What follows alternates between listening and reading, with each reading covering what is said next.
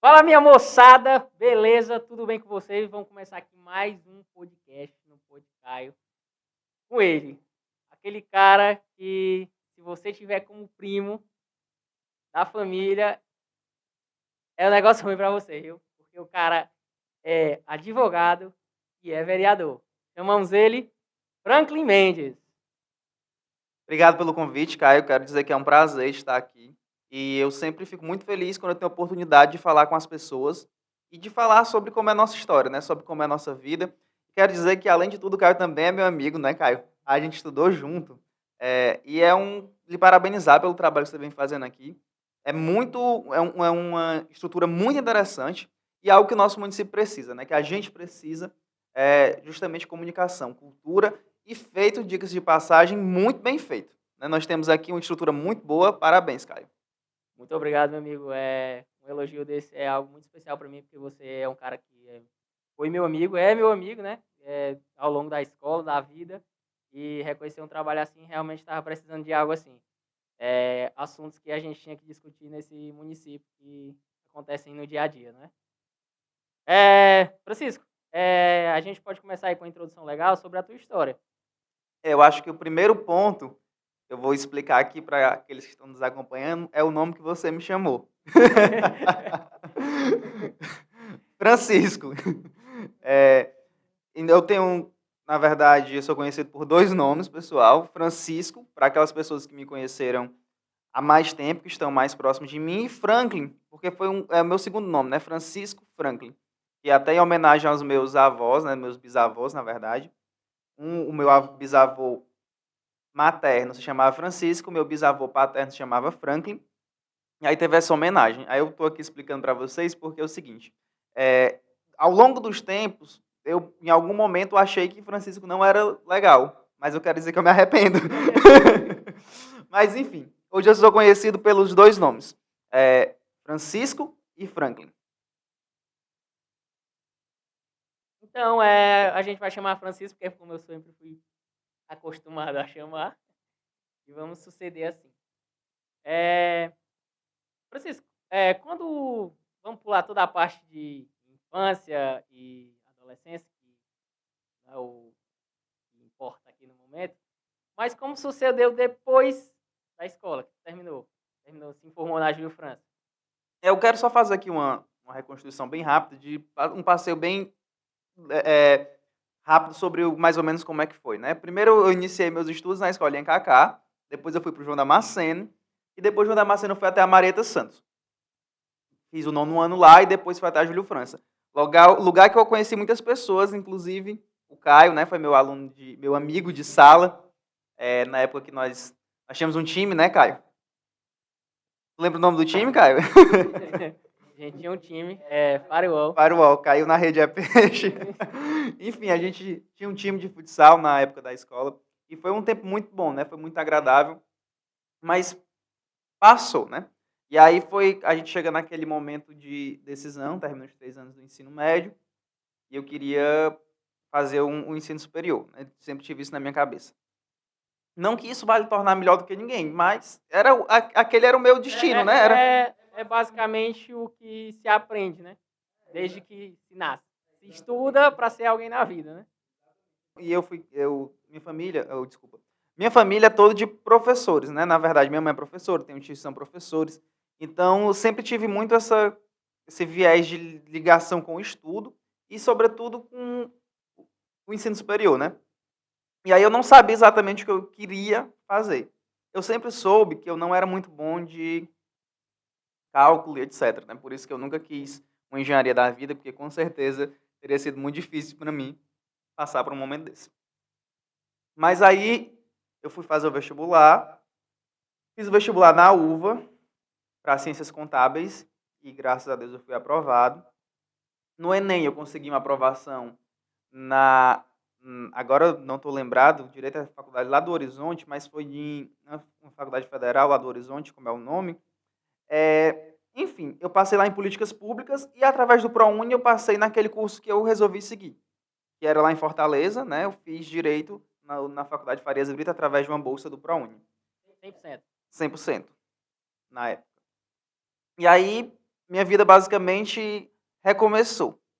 Eu acho que quando você entra numa coisa, você precisa ter noção de quais são os desafios, do que precisa ser feito, do que às vezes você precisa abrir mão. E eu posso dizer que eu vivi de um jeito até os 17 anos e em seguinte, né, seguidamente, eu vivi de outro jeito. Eu posso dizer que eu renasci nesse período. É porque foi uma fase totalmente nova, né? Não, basicamente continuou como as outras pessoas que ficam no próprio município depois de terminar os seus estudos, arruma um emprego ou faz uma faculdade próxima e volta para casa, né? Tu basicamente deu um restart na vida. Foi para lá, começou tudo novo. Pode ver que não sabia cozinhar um arroz, aí teve que aprender.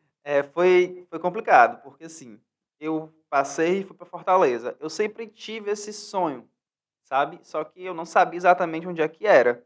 Se eu iria para Fortaleza, Sobral, se eu iria para fora do estado do Ceará. Mas eu tinha esse sonho de fazer a faculdade fora, justamente para poder morar fora e aprender, né? E crescer. E aí acabei indo para Fortaleza. Primeiro é um choque, né? Você chega numa cidade que você é um estranho. Aqui, por mais que você não seja tão conhecido, mas alguém te conhece, você tem família e etc. Você se sente seguro aqui, né? Basicamente, eu quando vou em Fortaleza, para mim, eu vou ser assaltado em qualquer esquina. É esse tipo de coisa. E aí eu fui para Fortaleza, nesse contexto. Só tinha ido a passeio. Nunca tinha andado de ônibus sozinho em Fortaleza. E eu fui aprender. Mas eu posso dizer uma coisa para vocês.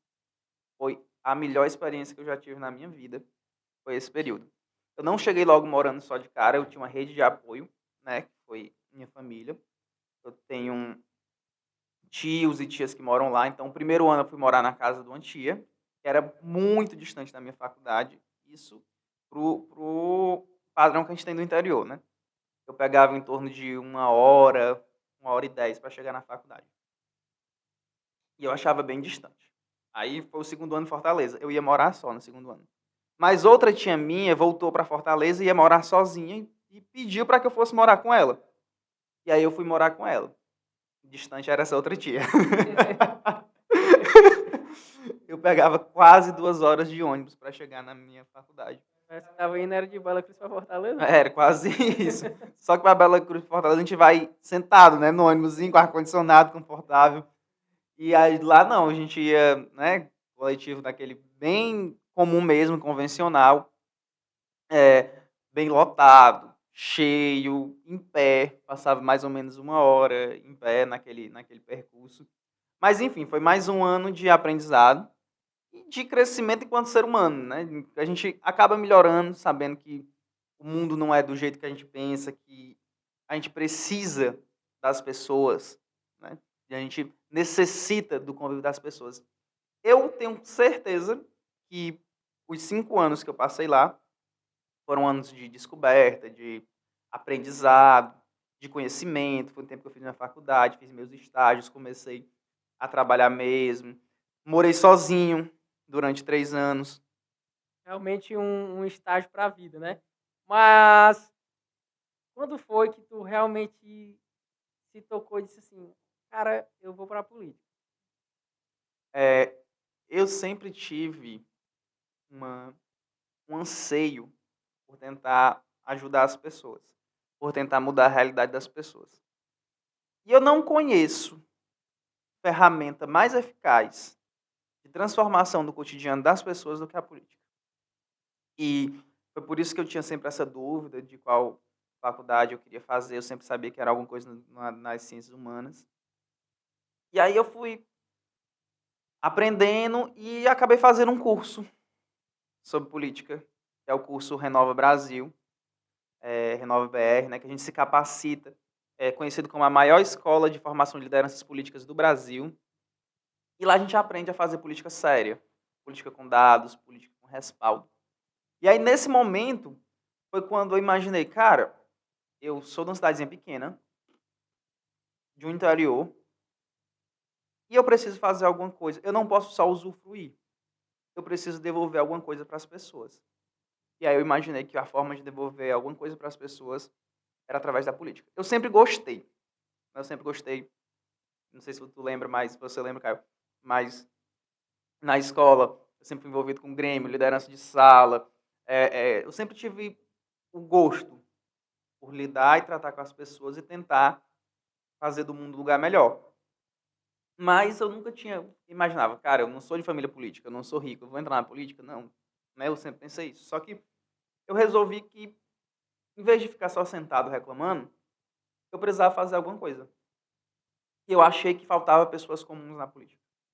Então, eu era uma pessoa que tinha coragem e fui tentar. Né? Mesmo depois de morar 5 anos fora, que eu morei 5 anos em Fortaleza e voltei justamente no ano da candidatura. É porque, basicamente, a política no interior, ela funciona da forma que você já tem que ser de uma família política, não é?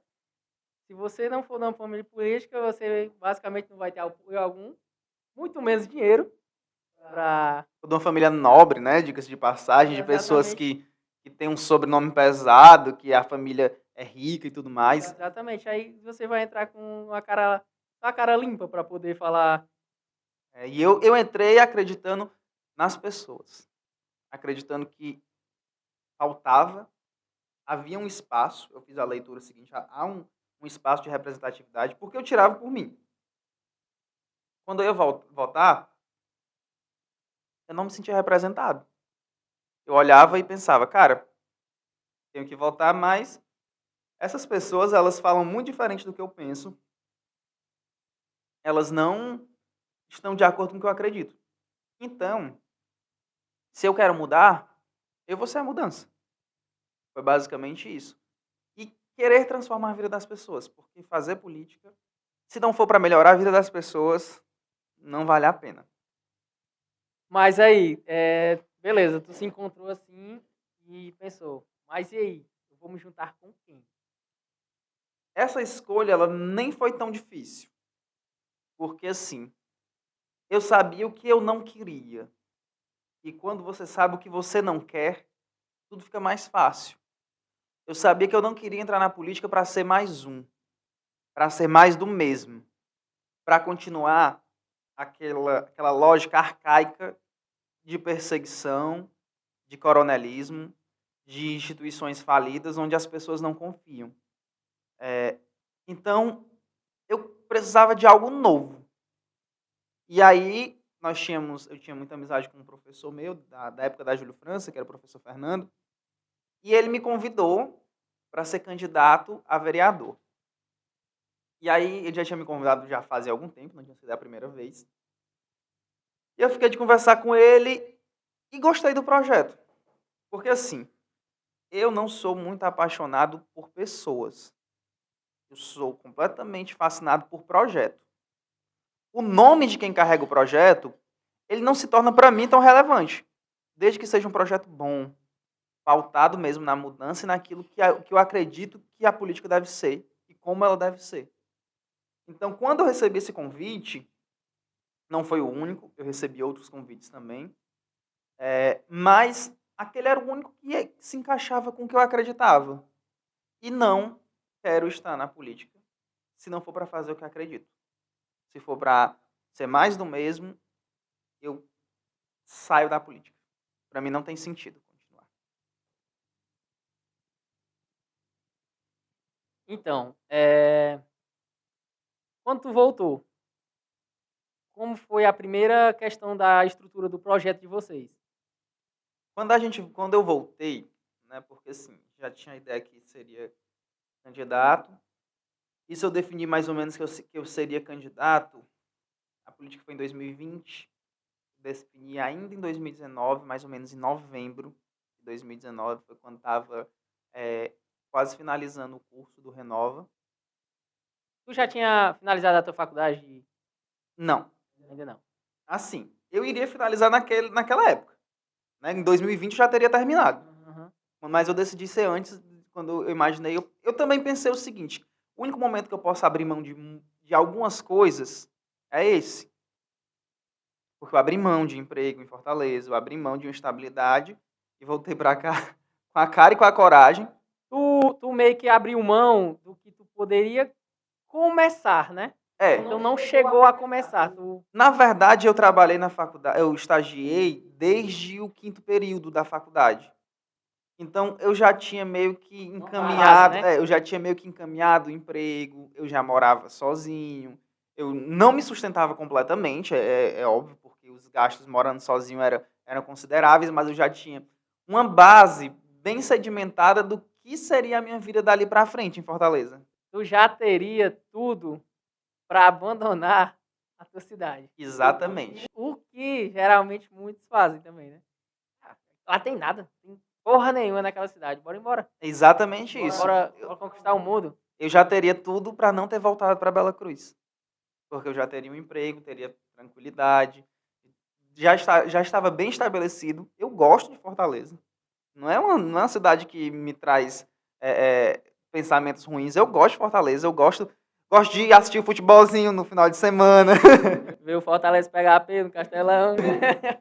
Rapaz, quando eu ia pro Castelão, Fortaleza não perdia, não. Eu gosto de lembrar do gol do Cassiano. Então, eu gosto de Fortaleza. Eu gostava da noite em Fortaleza. Me identificava, porque assim, eu gosto muito do forrozinho, mas também eu gosto de umas músicas assim, diferentes, tá? O rock nacional. Em Fortaleza tinha tudo isso, né? Eu vivia muito pelo Dragão do Mar, Mercado Meireles eram os locais que eu gostava muito. Então, em síntese, eu gostava da cidade, gostava do meu trabalho, estava razoavelmente estabilizado, mas eu sabia que eu devia alguma coisa a Bela Cruz. Eu precisava voltar para tentar fazer diferente. É porque tu é daquele tipo de cara que quer fazer algo pelo povo, né? Porque tem muita gente que só quer pra si, né? Não quer fazer algo a mais pelo próximo. E tu resolveu voltar, largar tudo que tu poderia conquistar. Tu já podia, sei lá, ter um Harvey lá em Fortaleza. Ter um Harvey lá em algum Algum escritório algum já tinha escritório lá propostas e tudo mais. Eu estagiei durante muito tempo na UAB, e depois eu fui para o Ministério Público Federal. Ainda hoje tenho contato com os meus amigos de lá, um órgão federal, entendeu? Aí, eles eram meus amigos e tudo mais, são meus amigos, tá? Sempre falo muito com eles, mas enfim, já tinha um caminho bem encaminhado. bem encaminhado para continuar lá. Só que Deus tocou o coração do rapaz. E aí eu decidi ser candidato. Ainda no final da minha faculdade, eu já tinha passado na UAB na época, porque eu acho que eu passei em outubro, não estou lembrado, porque tem 3 testes no ano. Eu passei no último teste do ano, eu não estou lembrado exatamente qual foi a data. Mas enfim, eu já estava já com... Mas chegou a fazer os outros dois? Não, Não, o primeiro que tu fez o passou. primeiro que eu fiz eu passei.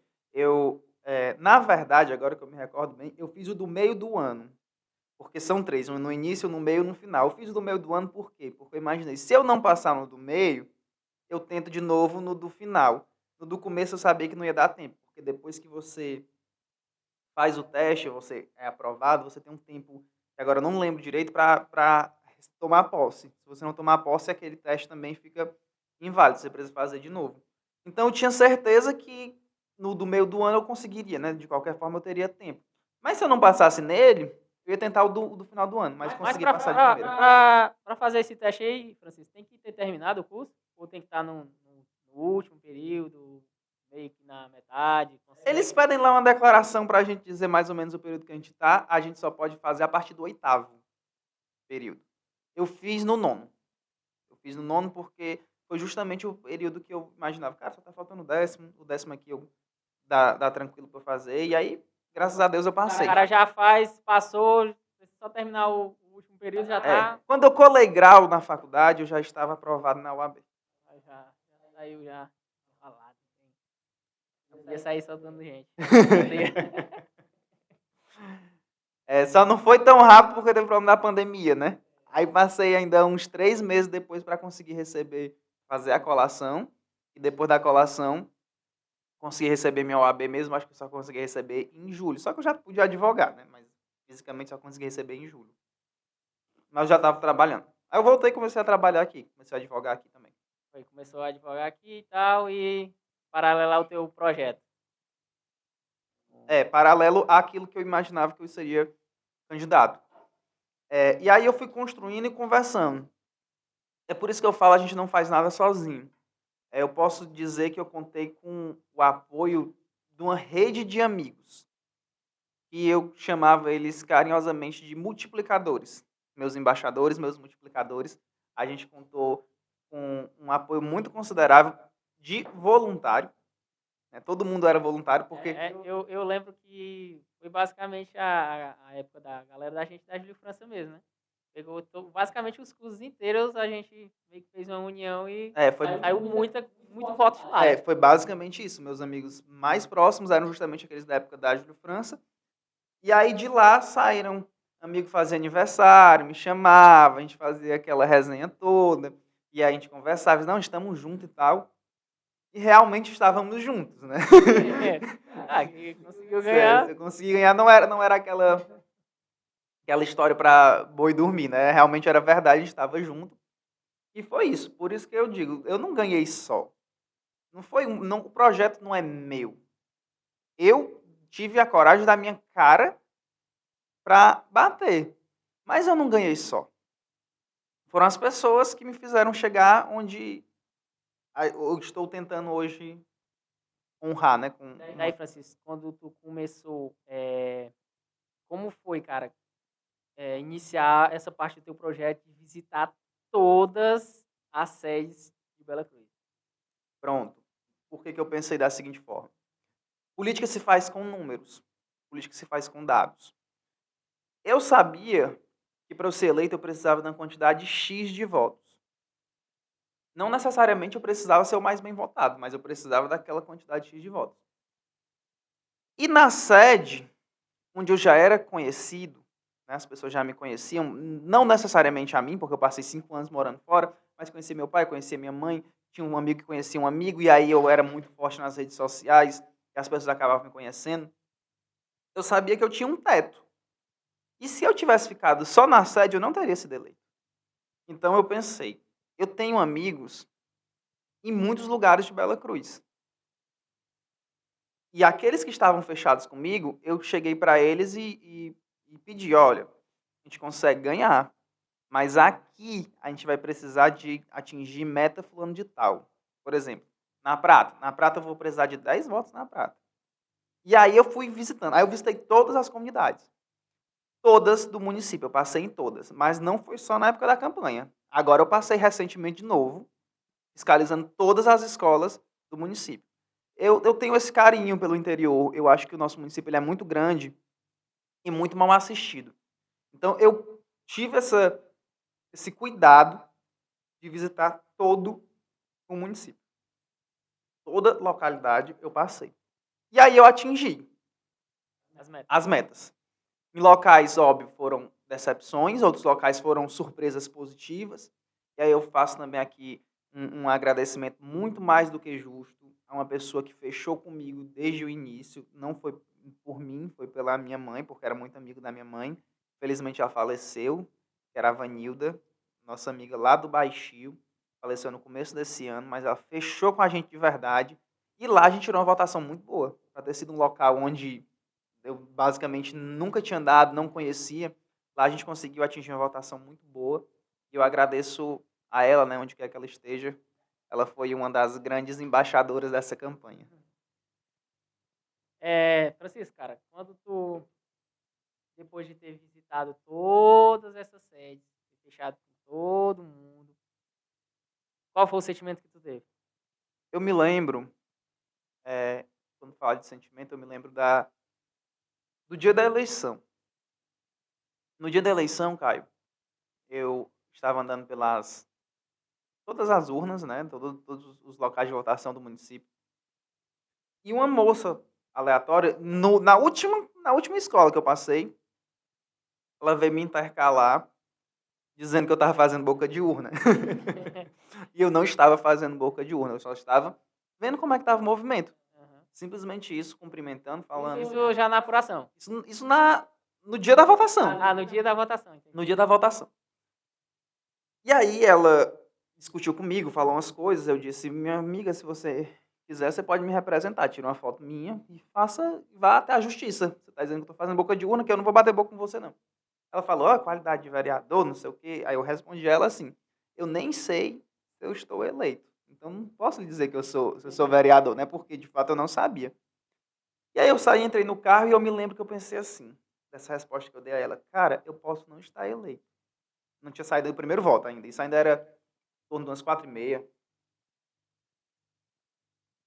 Mas eu saí de lá com a certeza de que eu tinha feito o meu melhor. E que eu tinha trabalhado da melhor forma possível. Eu achei que no dia da apuração, Caio, eu ia estar nervoso. Eu não estava. Eu estava extremamente sereno. Eu não tinha certeza que eu ia ganhar. Não é isso. Não quero que interpretem dessa forma. Mas eu tinha certeza que eu tinha feito o que eu podia fazer. E eu acho que não tem melhor missão, não tem melhor sentimento do que esse, você saber, cara, eu fui onde eu tinha que ir, eu trabalhei o que eu tinha que ter trabalhado. E outra, tu já sabia que tu tinha feito algo e algo de diferente por conta dela, né? Por ela já ter feito isso, ela já sabe que tu incomodou de alguma forma, entendeu? A gente incomodou muito. A gente incomodou muito. E eu fiquei muito feliz. Naquele momento, eu lhe garanto, sem nenhuma hipocrisia, que naquele momento eu já estava feliz. Eu já estava realizado por ter... Eu me lembro até numa situação que eu estava na cidade vizinha, um colega meu, isso no sábado, e domingo ia ser a apuração. E o colega meu chegou e disse assim, rapaz, o que tá fazendo aqui? Vai correr atrás dos outros.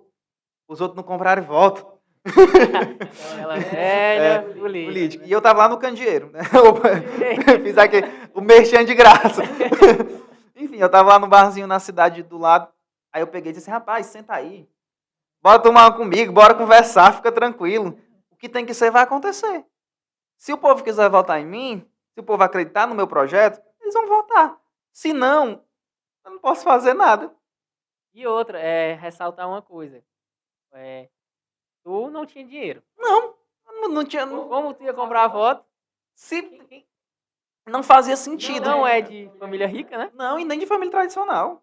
A minha família é uma família simples. A minha mãe é uma professora e meu pai é um comerciante. Exato. Vale totalmente ressaltar isso, porque como esse cara ia comprar voto? Esse cara ganhou sem gastar R$1. Sem gastar R$1. Porque ele não tinha. Nem que eu quisesse.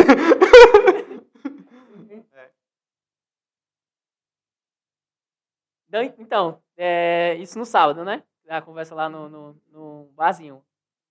E aí no outro dia, quando... Eu lembro que quando já tava na apuração lá, que tinha o app, eu lembro que eu mandei uma mensagem pra ti. Eu te perguntei assim, tu acha que dá pra gente ganhar, né? E tu disse assim, eu não sei, tal, estamos perto e tal. E quando chegou realmente a notícia que tu ganhou? Agora, não... Assim, eu quero que interprete da melhor forma possível. Mas 5h30 da tarde eu já sabia que eu estava eleito. Só que assim, eu não tinha certeza. Mas quando as primeiras urnas foram abertas, são primeiras urnas da sede... Então tu mentiu pra mim, foi seu banho. Eu não podia confirmar, né? Porque tinha que esperar. Mas 5h30 da tarde, porque assim, o cálculo ele é feito de acordo com o partido. Eu não precisava ser o mais bem votado de todo mundo, mas eu precisava ficar, pelo menos, em segundo lugar no meu partido, que era mais ou menos o que a gente esperava de votos. Eu não sabia quem seriam os eleitos, isso deixa a gente muito claro. Podia ter sido eu, podia ter sido meu colega que ficou com 317 votos, podia ter sido qualquer outro. Mas quando eu vi que eu tomei uma distância muito considerável dos outros que estavam abaixo, quando abriu as primeiras urnas na sede, eu disparei no meu partido. Eu fui o 6º vereador mais bem votado da sede. São 13 vagas, né? Se fosse só considerando a sede do município, né? Eu teria ficado em 6º. Eu caí muito na zona rural, porque era óbvio, né? Eu era muito menos conhecido na zona rural. Mas fiquei à frente de muita gente que tinha muito mais experiência, tinha muito mais tempo de vida pública do que eu aqui na sede do município. Então, eu fui o 6º no geral da sede. Eu fui bem votado aqui na sede do município. E naquela hora, eu já estava em primeiro do meu partido. Aí eu me lembro que a galera começou a ligar, ei, parabéns, vai ficar em primeiro, não sei o quê. Aí eu sempre falava, rapaz, tem outro candidato que é forte na sede e muito forte na zona rural, isso do meu partido. Exato. E quando começar a chegar as urnas da zona rural, foi por isso que eu disse que eu tinha 90% de certeza, não 100%, porque eu esperava saber se nós íamos fazer 1 ou 2 vagas. Quando chegar as urnas da zona rural, ele vai me passar. Eu sei que ele vai me passar. E é natural que isso aconteça, porque ele era muito mais conhecido e etc. Mais tempo. Mais tempo, também é uma pessoa excelente, né? Enfim. E aí, foi quando começou a mudar o jogo, né? E aí, quando começou a chegar as urnas da zona rural, eu, de fato, comecei a voltar. E terminei em segundo do meu partido. E o meu partido fez 2 vagas incompletas. Então, entrei bem entrado. Mas aí, quando tu soube realmente que teve a 100% de certeza, qual foi a sensação e tal? Sendo bem sincero, foi aquela sensação de dever cumprido mesmo. Tipo, ela só se prolongou. Aquela que eu já tinha tido no início do dia, ela permaneceu. Foi um momento de euforia, de festa, de imaginar. E assim, pra mim foi meio que... Eu me lembro quando eu cheguei em casa, porque a gente estava numa apuração com umas pessoas, etc, né? Sei. Eu cheguei em casa, meu pai também chegou, ele não estava comigo nesse horário. Ele estava em outro lugar. Ele também chegou.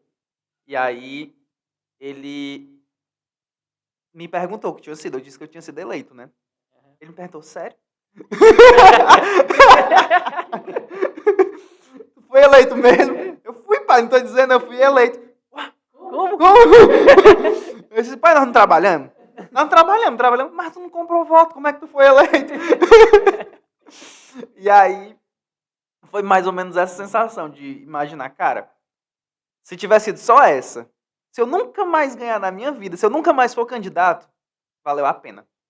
Porque uma vez eu fiz da forma correta, da forma como a gente deveria que deveria todos ser. os tipos de candidato, presidente, a A vereador. vereadora, a conselheiro tutelar, deveria. Não, deveria ter compra de voto. Rapaz, que deveria ser. Eu me sinto muito orgulhoso, muito feliz de tanto ter participado de uma campanha de legislativo quanto de executivo.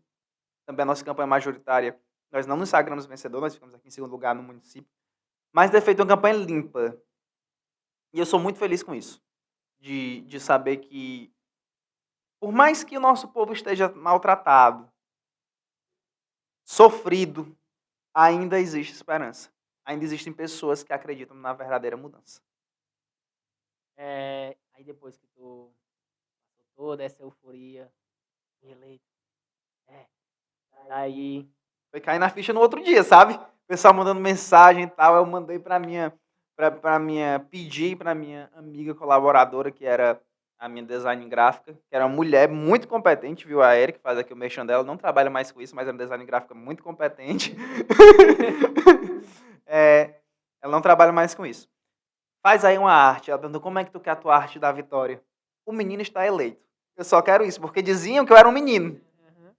Que eu era muito novo, não sei o que, como é que um menino desse vai ser vereador, não sei o que, isso é um absurdo. E aí foi, eu acho que a minha postagem que deu mais repercussão no Instagram até hoje foi o menino está eleito. Francisco, daí quando foi eleito e tal, aí toda essa euforia depois e tal, no dia seguinte e tal, caiu a ficha. Quando tu parou pra pensar e disse assim, ó, qual é a primeira coisa que eu vou fazer?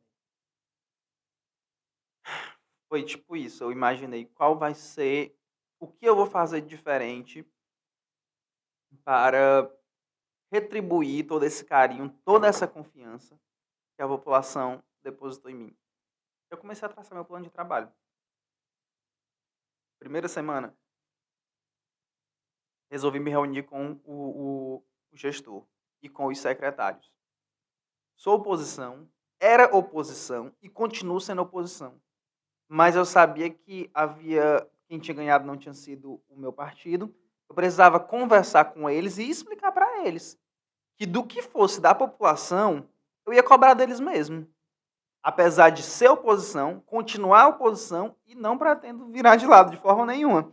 Mas eu fui conversar, eu me lembro que até surgiu rumores que eu tinha virado, que eu tinha passado para outro lado, não sei o quê. Mas foi um diálogo, porque política se faz com diálogo, onde eu fui conversar com o líder do executivo, conversei com o secretário de educação, secretário de saúde, secretário de infraestrutura. Conversei com aquelas pastas que eu ia ter mais contato durante o mandato e disse, olha, é o seguinte, vocês podem ter certeza que eu nunca vou pedir nada para mim, mas naquilo que for direito da população eu vou cobrar. Eu vou reivindicar, eu estou me apresentando, enfim. Foi esse o meu primeiro passo. Aí depois eu fui inaugurando algumas coisas na Bela Cruz, né? Tipo, um WhatsApp que qualquer pessoa pode mandar uma mensagem para mim a qualquer hora do dia ou da noite.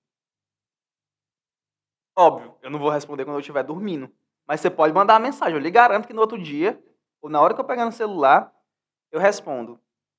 Está o mais acessível possível das pessoas, que era isso que eu vi, esse distanciamento muito grande do político para a população. Inaugurei o WhatsApp do Gabinetão. Desculpa. Onde a gente recebe demandas diárias do que está acontecendo, do que está precisando melhorar. As cobranças que eu faço não são coisas da minha cabeça, não. Não é tipo, hoje eu acordei com vontade de cobrar coisa fulano de tal, né? Não. Eu tenho muita coisa para fazer.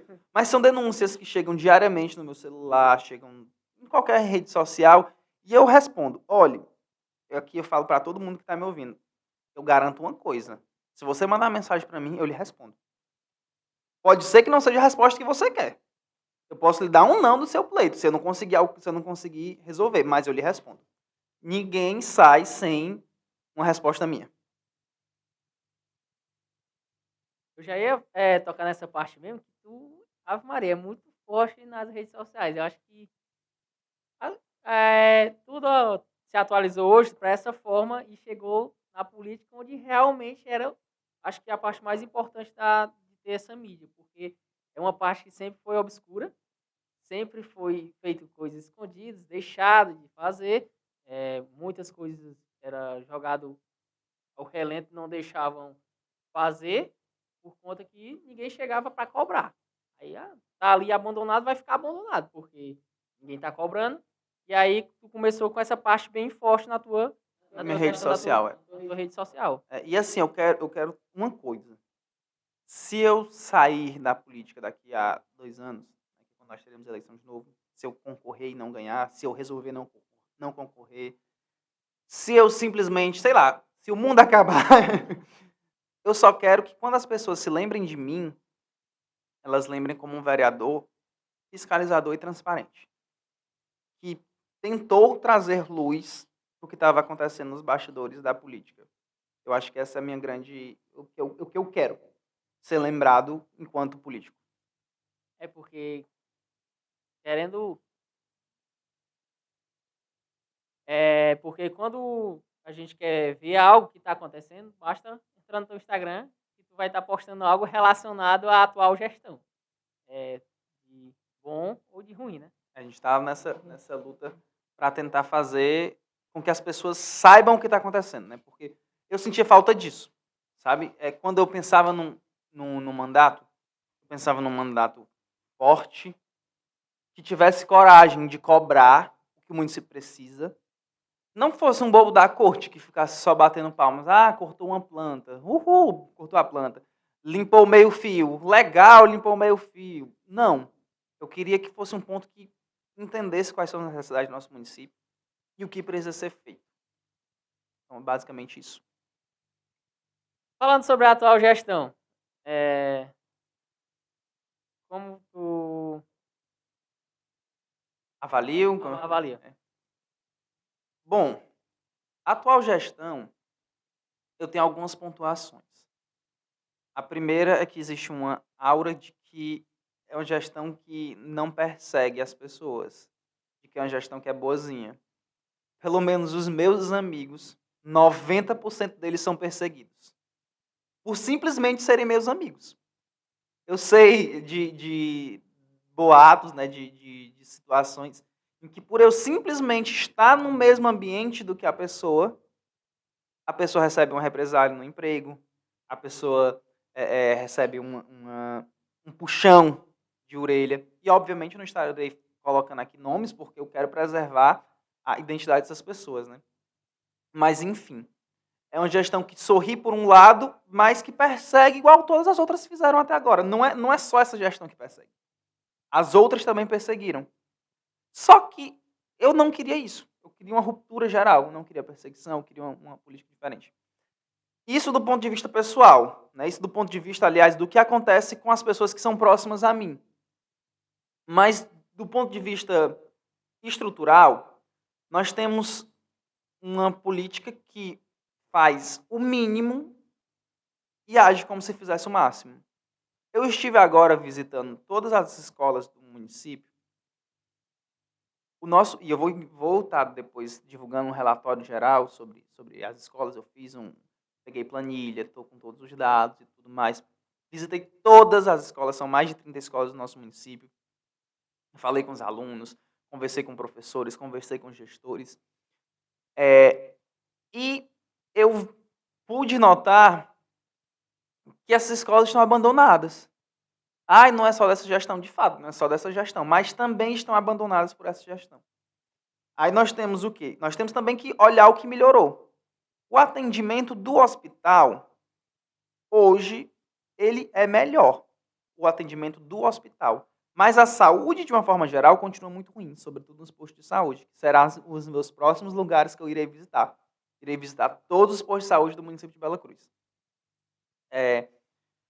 Aí parece que está sendo feito algo de diferente.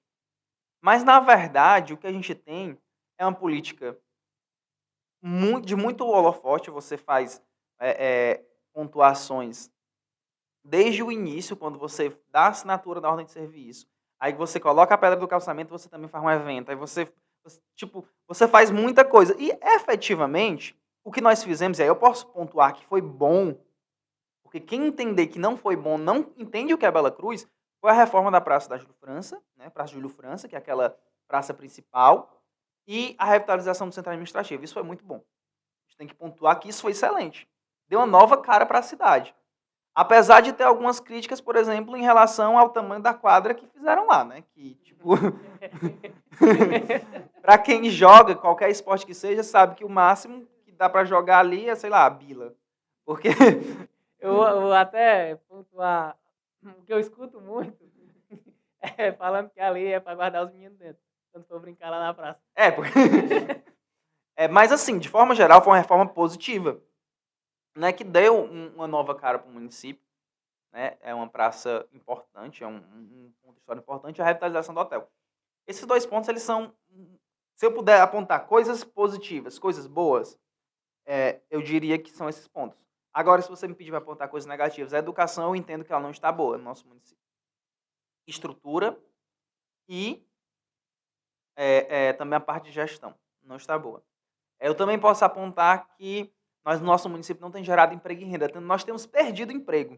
Quando nós fechamos o Matadouro, nós perdemos ali por baixo 15 a 20 empregos, diretos e indiretos, que eram gerados ali através do Matadouro. E nós temos também o grande problema de geração de emprego e renda no município. A educação não está boa. O transporte, ele é péssimo do nosso município. Seja a nível universitário, eu não estudei, eu não fiz faculdade de Sobral, mas os amigos meus que fizeram faculdade de Sobral, eles sempre falam do problema. É um problema crônico, não é só de agora, mas o problema persiste. Ao transporte municipal mesmo, dos alunos da zona rural, que precisam se locomover até o local, é péssimo.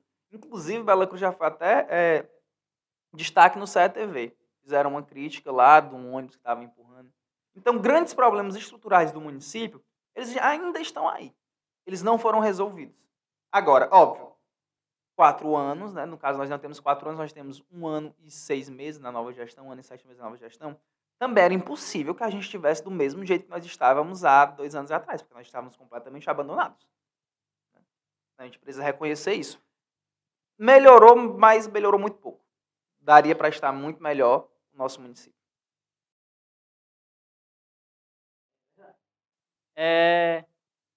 Agora vamos falar a nível Brasil. Eita, rapaz. Esse ano tem. Esse ano tem. Como tu avalia nível Brasil geral a nossa política?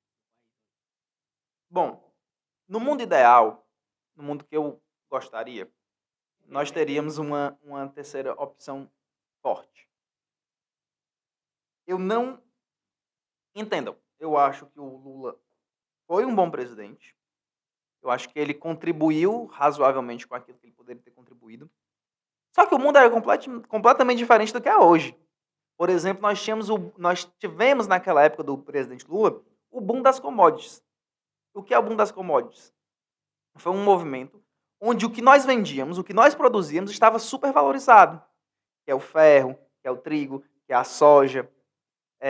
Tudo isso estava muito valorizado, por conta da economia chinesa, que estava puxando isso de uma forma, estava crescendo de forma muito acelerada. E aí houve uma época que o Brasil ganhou muito dinheiro. Então pôde se investir em muitas coisas. Mas, contando também, tirando isso, não é o momento que nós vivemos, hoje nós vivemos momentos de crise. Guerra, pandemia, é crise mundial. Guerra, pandemia. O contexto mundial ele não é favorável para o crescimento regional. Mas, eu tenho que considerar que o Lula, no meu ponto de vista, foi pelo menos top 3 dos grandes gestores que o Brasil já teve. Fez um excelente trabalho. Mas eu compreendo que a época dele passou. E hoje a figura dele acirra muitos ânimos politicamente falando. E aí nós temos um cara que, no meu ponto de vista, prometeu uma coisa e entregou outra completamente diferente do que prometeu, que é o Bolsonaro. Eu respeito as pessoas que ainda acreditam nele, mas eu não consigo ver o mínimo de verdade nele. Por exemplo, ele se propõe a defender certas coisas que são simplesmente eleitoreiras. Agora, ele fala tanto em austeridade, agora fez uma proposição, que estão chamando até de PEC kamikaze, que aumenta os tetos de gasto, etc. Enfim, dá uma mudança geral porque é ano eleitoral. Aumenta o auxílio emergencial, ano eleitoral. Eu consigo, por exemplo, a política de combustível que a Petrobras adota, ela é louca. E qual foi a solução que o Bolsonaro resolveu achar? Diminuir o ICMS. Isso impacta diretamente na receita dos estados. Impactando na receita dos estados, diminui o investimento dos estados dentro dessa mesma lógica. Então você acaba tirando dinheiro de quem menos tem. E quem é que precisa do Estado? O pobre. Quando você diminui a arrecadação do Estado, diminui o dinheiro que o Estado repassa, aplica na população. Então você tirou o dinheiro do pobre. Quando os acionistas da Petrobras estão lá se lascando de ganhar dinheiro. O que deveria ter sido mudado no meu contexto era a forma da política de preço da Petrobras. Não está mais dolarizada. Não está mais vinculada ao valor do barril de petróleo. Então, eu entendo que as decisões que o Bolsonaro toma, elas são todas assodadas. Eu não estou reclamando da diminuição do preço do combustível, não. Estou agradecendo. Mas eu acho que foi feito de forma errada. O problema é que diminuiu, mas também está faltando em muito lugar, né? Exatamente. Diminuiu do combustível, mas vai faltar em outros lugares. Por exemplo, se a gente considerar a política educacional que o governo do Estado fez durante os últimos anos, foi baseada nisso. Então, eu gostaria de um mundo que eu pudesse ter um candidato viável, competitivo e forte que vencesse os dois. E nós não tivéssemos que voltar com os escândalos do Petrolão, com os escândalos, enfim, que teve a era Lula, mas também nós não precisássemos continuar com o Bolsonaro. Todavia, a gente entende que essa polarização ela vai acontecer, infelizmente, ela tende a acontecer, na verdade, e a gente vai precisar decidir. Só que eu vou deixar para o segundo turno um dos dois candidatos. Mas esse cara existe?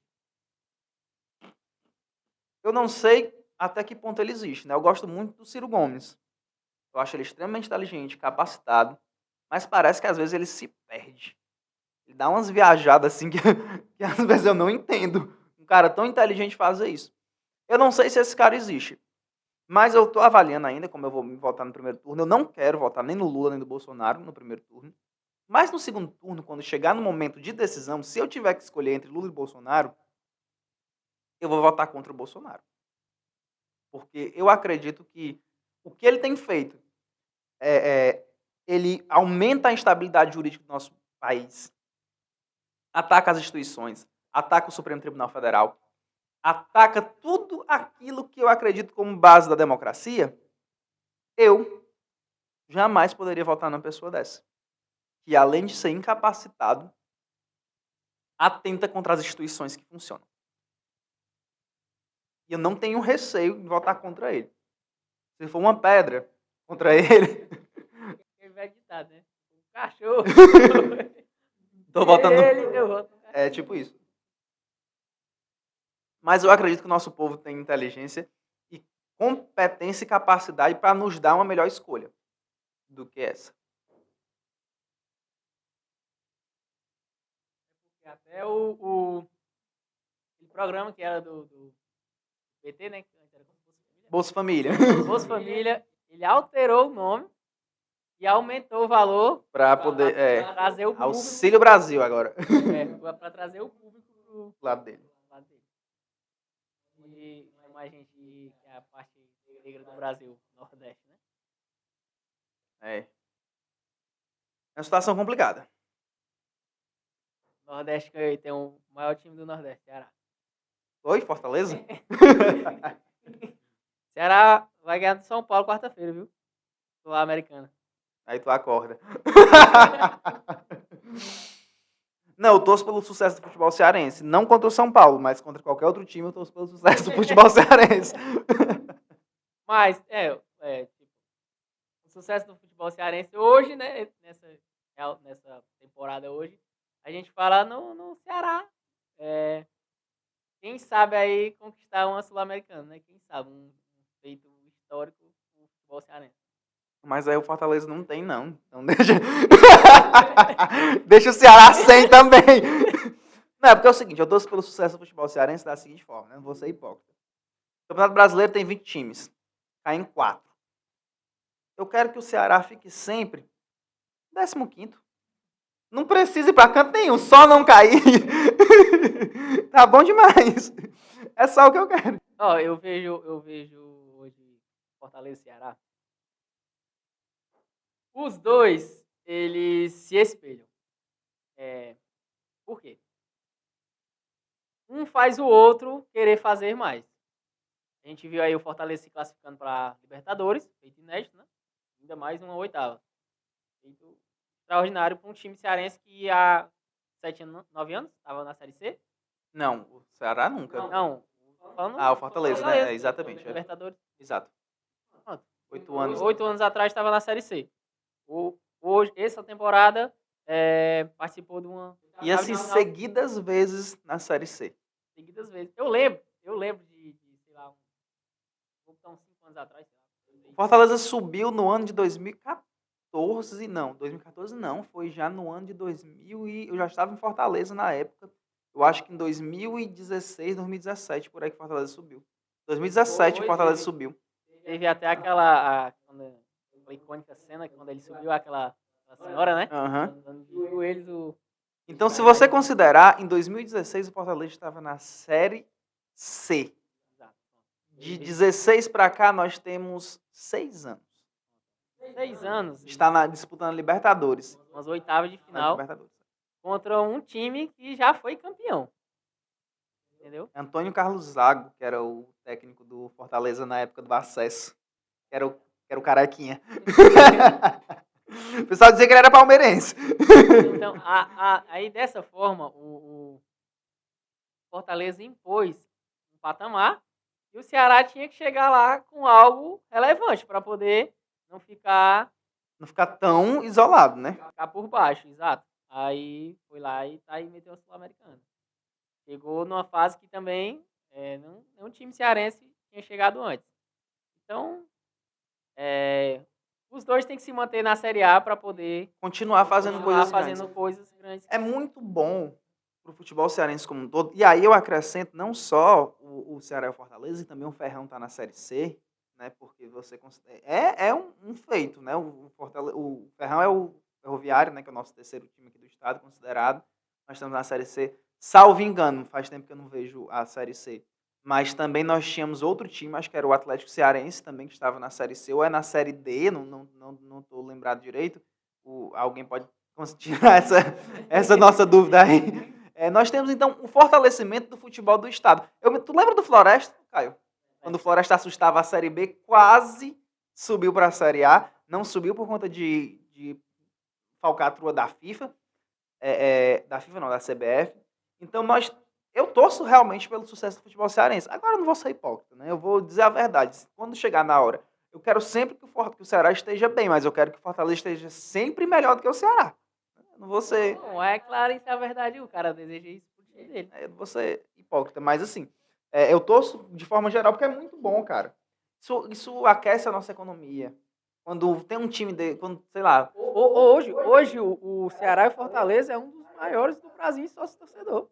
Quando vai jogar lá no Castelão, Fortaleza e Corinthians, Fortaleza e Flamengo. Ceará e Fortaleza, Ceará e Corinthians, Corinthians. o cara ganhou. Ceará. No primeiro jogo que eu vi no estádio, Caio, foi São Paulo e Ceará. Na época, vou dizer aqui, eu virei a casaca, né? Na época eu torcia pro Ceará. Mas eu fui pra assistir o São Paulo. Mas eu vou explicar pra vocês, porque eu torcia pro Ceará. Eu não tinha muita ligação com o futebol cearense, né? Porque, você sabe, a gente não tem muito esse contato com o futebol cearense. Infelizmente, o que chega na nossa casa é a Globo e a Band. Ei, Na minha época, né? antes de tu começar, vale ressaltar também, tinha um cara lá que ele torcia pro Flamengo. E agora ele começou a torcer pro Fortaleza. Tá com uns 2 anos só. Pois bem, isso é o mandíbula, é igual do Inteligência Limitada. É o contra-regra. Daí o teu alô, rapaz. Então, o staff aqui, né? Pois continuando. E aí eu torcia pro Ceará porque, assim, eu imaginava o seguinte. Eu moro no Ceará, tenho que torcer para um time cearense, eu vou torcer pro Ceará. E aí, eu fui morar em Fortaleza, né? Eu fui morar em Fortaleza. Aí eu assisti um Ceará e São Paulo. E quem foi lá apoiar a torcida do São Paulo foi a torcida do Fortaleza, que é a torcida irmã, né? A TUF é a irmã da Independente. Ou é da Dragões, da Real, não tô lembrado exatamente qual é. E aí eu vi toda aquela animação, aquela empolgação da TUF apoiando o São Paulo, etc. E músicas que eu jamais poderia cantar aqui. Mas que elas estão aqui gravadas na minha memória. Mas enfim. E aí aquela emoção toda, eu fiquei pensando, caraca, que torcida né? Torcida foda, essa do Fortaleza. E aí eu fiquei naquilo. E aí teve o jogo que o Cassiano fez o gol aos 47 minutos. Aquele jogo, eu estava em Fortaleza e a cidade estava parada. Assim, era um clima, Caio, que eu nunca tinha sentido na minha vida. Um clima tão gostoso, tão assim, dia de jogo de Ceará e Fortaleza em Fortaleza é incrível, é algo fora do comum. E aí saiu aquele gol e todo mundo gritando, eu tava no terminal de ônibus nessa hora, e o povo se abraçando, tipo, ninguém tava no estádio não, era no terminal, saiu o gol, cantou o foguete. Copa do Mundo, né? É tipo isso. E o povo se abraçando. Aí, mais um ponto. Rapaz, a torcida do Fortaleza aqui ganhou 2 pontos comigo. Aí o terceiro ponto e o grande divisor de águas foi a chegada do mito, né? O único mito possível. Já é referência. O único mito possível, Rogério Ceni, chegou no Fortaleza e aí meu coração já não aguentava mais, né? Aí eu tinha que ser Fortaleza. Aí foi aquela campanha linda, com o Gustavo voando, fazendo gol na Série B, como se fosse, não sei nem o que, parecia que... E aí eu ia pro estádio, Caio, porque a diferença de ir pro estádio, eu sentava aqui, porque do jogo, sei lá, Fortaleza e Brusque, nem o Brusque não tava, mas sei lá, Fortaleza e Ponte Preta, Fortaleza e Guarani. Fortaleza e PSG, né? Isso aí foi quase, né? Sei lá, Fortaleza e Guarani. A gente senta numa posição que é como se a gente estivesse vendo um jogo no Dom Valfrido. De tão interessante que fica, porque é um ingresso baratíssimo. E aí eu me lembro também que foi assistir até jogo do Ceará, assim. Me lembro de um Ceará e Brasil de Pelotas. Acho que o Ceará ganhou de 4-1. No dia que eu fui assistir a final da Copa do Nordeste, o Ceará foi campeão em cima do Bahia, eu cheguei, o jogo era 10 horas da noite, eu cheguei lá 6 horas da noite, sentei lá mesmo na primeira cadeirinha lá no pé do campo. Cara, É diferente. Não, é surreal. Tipo assim, você vê os caras aqui correndo em tamanho real na sua cara. E aí eu fiquei assim. Eu achei ruim a coisa assim, ó. Aí fizeram o gol lá e cadê o replay? Não vou poder analisar, né? E eu fiquei assim, meu Deus. É isso aqui. Eu fui acompanhando, assisti uns 3 jogos daquela Série B do Fortaleza. Não foi mais do que isso também, não. Porque também era longe. E o caro, meus amigos, não era a entrada, não. Porque a entrada eu pagava meio. O jogo do visitante é barato. Do visitante, não. Do mandante. O cara era o Uber até o estádio. Porque o estádio era longe que só. Então, tinha que ir de Uber, porque no ônibus era meio complicado. Então, aquela situação ali foi que foi... Nós pegar a facada. Quase. Foi uma situação que foi me aproximando do Fortaleza. E hoje eu sou o tricolor. Seja na Série A, B ou C. Só é tricolor. Que bom, sempre tem essas histórias de tapioca. É bom a gente pegar a história de um cara que é tapioca. Esse rapaz aqui também, qualquer dia ele vai poder contar a história que ele foi tapioca. Ei, mas Ninguém. é indescritível a sensação de estádio, comemorar um gol no estádio é vamos pra cima, leão. É doido. Eu vou cortar essa parte do vídeo. Cara, uma das coisas que eu mais achei realmente interessante do estádio mais a qualidade do nível técnico. Porque basicamente toda a minha vida eu acostumado a assistir, jogar em quadra e tal, e assistir um joguinho ali no campo, no Rosetão. Cara, quando a gente vai ver um jogo mesmo no estádio, é um nível técnico. E é porque tem muito erro, né? Não, mas O futebol brasileiro tem muito erro. Você fica assim, cara, por isso não é qualquer um perna de pau que é jogador de futebol, né? É por isso que realmente é tão difícil, né? É tão difícil chegar lá. E assim, é uma vida de renúncia. Muito pesada. Que tipo assim, um cara, sei lá, um superstar desses aí, Cristiano Ronaldo, Messi. Pronto, já ia tocar nesse assunto do Cristiano Ronaldo. Porque o Cristiano Ronaldo, ele é simplesmente o maior atleta esportivo de futebol. Eu vi uma vez um programa de um grande youtuber que eu acompanho muito. Pode falar o nome do Bruno Formiga. O Bruno Formiga é um excelente comentarista, se não um dos melhores desse país. Eu também concordo. Aquele Messi Zete, ele é apaixonado pelo Messi, né? Mas é um grande comentarista de futebol. E ele faz uma comparação que ele é louco pelo Messi, né? Assim, declarado, ele fala: o Messi é o maior jogador de futebol que eu já vi, mas o Cristiano Ronaldo é o maior atleta de futebol da história. E sem falar na motivação, porque a grande diferença entre os dois, que eu vou falar aqui, o Messi, ele consegue, numa jogada, desequilibrar qualquer defesa, fazer o gol e tal. Só que o Messi não é aquele jogador que, quando o time está perdendo de 3-0, ele consegue chamar o time, concentrar e vamos voltar, vamos a remontada, né? Vamos mudar o jogo. Cristiano Ronaldo, o time pode estar perdendo de 3-0, ele consegue colocar na cabeça do cara que o cara é o Ronaldinho Gaúcho e vai fazer um cruzamento para ele e ele vai fazer o gol de cabeça. Sim! E saudades do Cristiano no Real Madrid.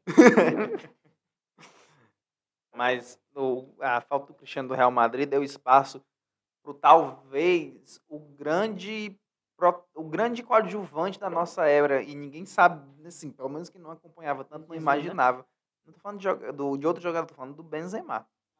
Benzema é um grande extra classe que era muito pouco valorizado, né? Benzema era totalmente ofuscado porque ele jogava pro Cristiano Ronaldo. Guardado as devidas proporções, né? Ele é o Benzema, eu vejo nele a classe do Zidane e o faro de gol do Ronaldo Fenômeno. Só que, óbvio, né? O Zidane é melhor do que ele, o Ronaldo Fenômeno também, mas... Cara, são personalidades... São lendas, né, do futebol, são lendas. São lendas que... Claro que eles não... Na comparação que você fez, você não fez... Ele tinha a habilidade dos dois. Não. Ele lembrava as duas habilidades. As duas habilidades, o faro de gol... A explosão que o Ronaldo Fenômeno tinha... A explosão ele não tem, né? Mas assim, ele tem o refino do Zidane e o faro de gol do Ronaldo. Seria tecnicamente isso, né? Só que guardado as devidas proporções, né? Que são necessárias.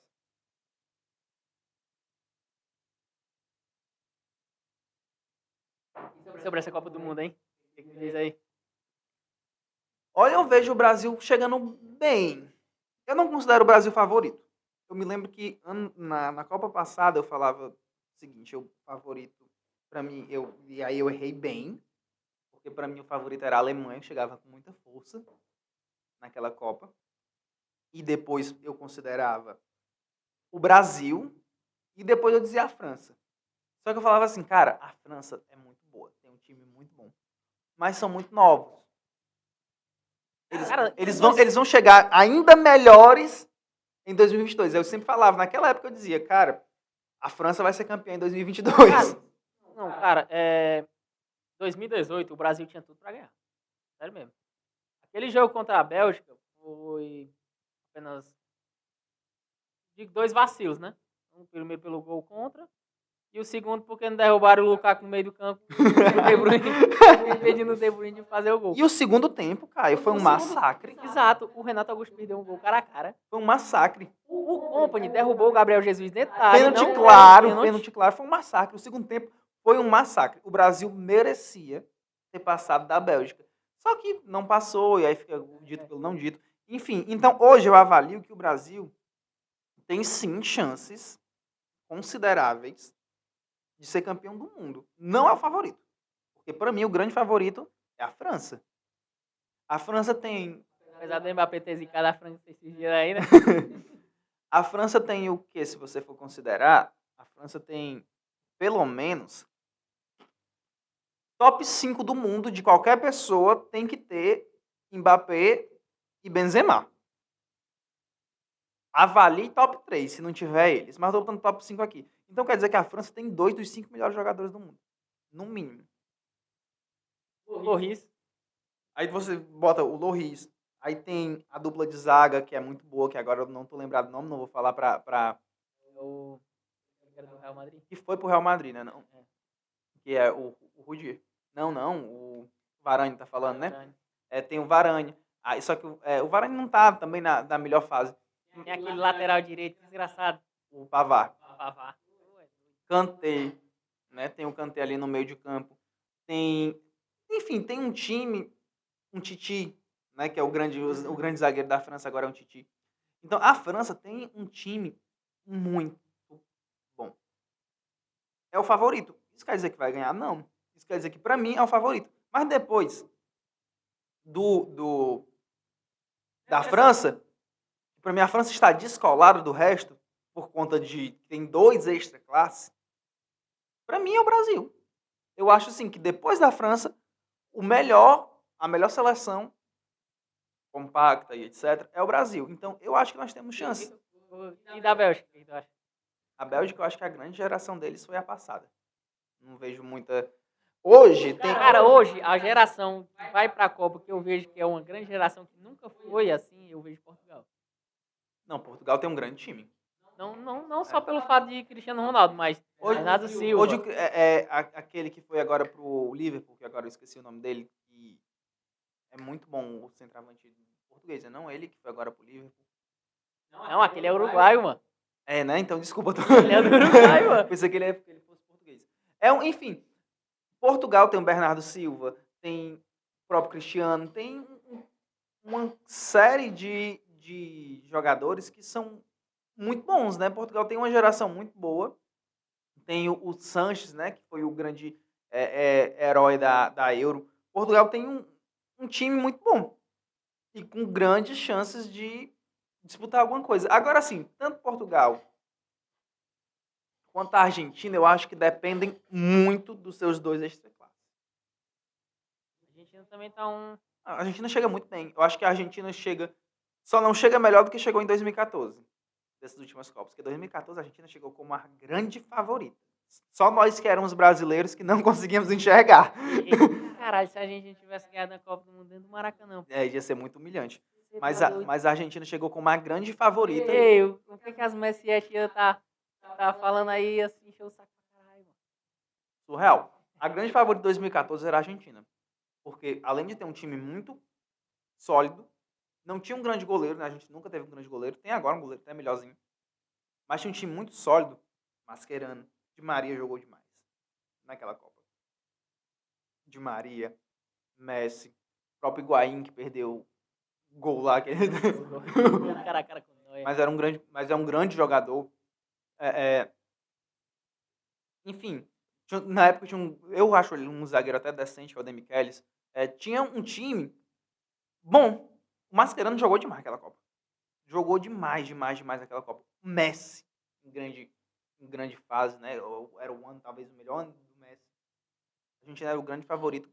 Glória a Deus, a Alemanha foi campeã. E não a Argentina. Porque aguentar a Argentina campeã dentro do Maracanã, minha gente. Esse é igual ao Uruguai em 1930, né? Eu me lembro em 1930. Maracanã. Então aí, Francisco.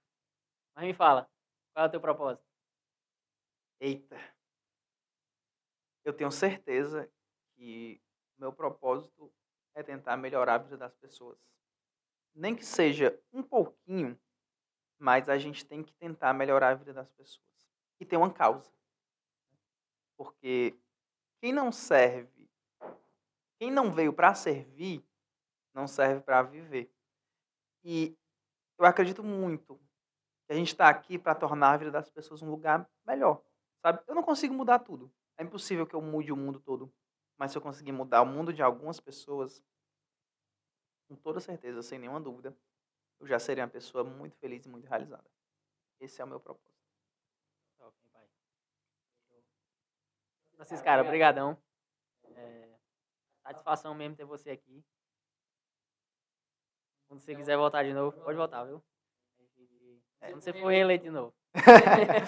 Eu só vou aqui mandar um abraço muito especial antes de me despedir aqui. Primeiro quero agradecer, né, que o espaço de poder estar aqui. Agradecer aqui o convite do meu amigo Caio.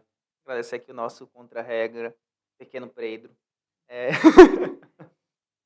Agradecer a população que está nos escutando.